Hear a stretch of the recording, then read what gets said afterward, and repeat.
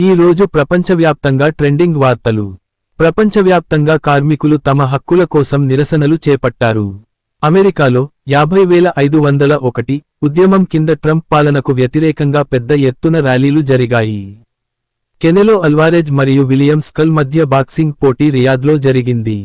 WHO director general pandemic ఒప్పందం పురోగతిపై media సమావేశంలో మాట్లాడారు. అమెరికా మరియు ఉక్రెయిన్ ఖనిజ ఒప్పందం కుదుర్చుకున్నాయి. అమెరికా ఆర్థిక వ్యవస్థ మొదటి త్రైమాసికంలో క్షీణించింది. కెనడియన్లు మే నెలలో ప్యారిస్ను పర్యటనకు ప్రాధాన్యతగా ఎంచుకుంటున్నారు.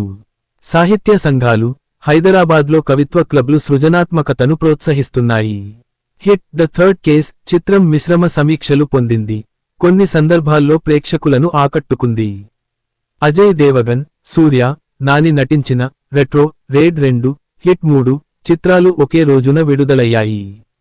తెలుగు రాష్ట్రాల్లో దళిత పండితుల నియామకాల్లో లోపాలు వెలుగులోకి వచ్చాయి.